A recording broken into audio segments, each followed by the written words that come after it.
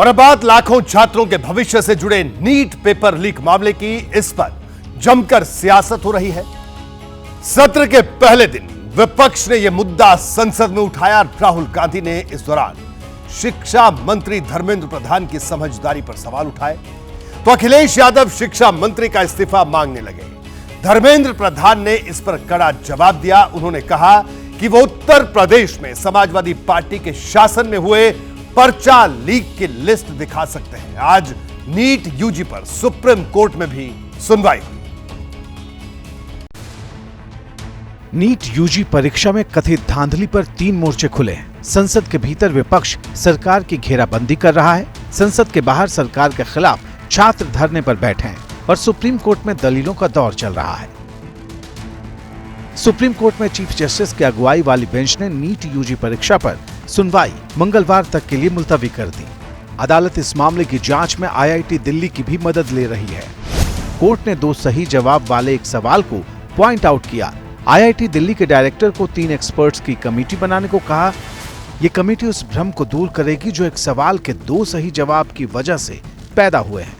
जिन छात्रों ने 2 सही विकल्पों में से किसी एक को सही बताया, उन्हें 4 अंक दिए गए, जबकि भ्रम के चलते सवाल को अटेम्प्ट न करने वाले छात्रों को कोई अंक नहीं मिला।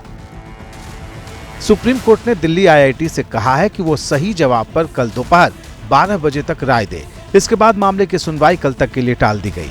लेकिन संसद के भीतर सत्ता और विपक्ष के बीच आरोप प्रत्यारोप का नया सेशन इससे पहले ही शुरू हो चुका था। It's obvious to the whole country that there is a very serious problem in our examination system. This is not just a question of NEET, it is in all the major examinations. The minister has blamed everybody except himself. I don't even think he understands the fundamentals of what is going on here. मेरे बौद्धिक और मेरे संस्कार की certificate मेरे को सारी सदन में किसी से नहीं चाहिए। बाकी ये कहना देश की अभी की एग्जामिनेशन सिस्टम रबिश है सर, इससे दुर्भाग्यजनक बयान देश की नेता प्रतिपक्ष का कुछ नहीं हो सकता है सर। मैं कठोर शब्द से इसको निंदा करता हूँ। इससे पहले विपक्षी गठबंधन में कांग्रेस के साथी और समाजवादी पार्टी के मुखिया अखिलेश यादव ने सरकार पर पेपर लीक का रिकॉर्ड बनाने का आरोप लगाया। अध्यक्ष महोदय, ये सरकार किसी और का रिकॉर्ड बनाए न बनाए, लेकिन पेपर लीक का रिकॉर्ड जरूर ये सरकार बनाएगी। छात्र इस पे आंदोलित थे।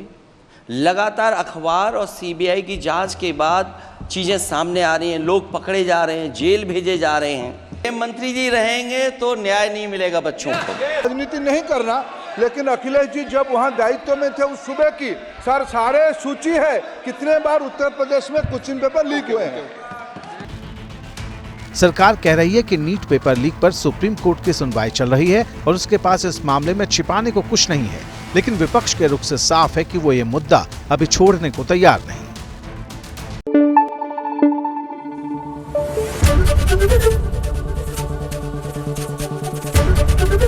एबीपी न्यूज आपको रखे आगे।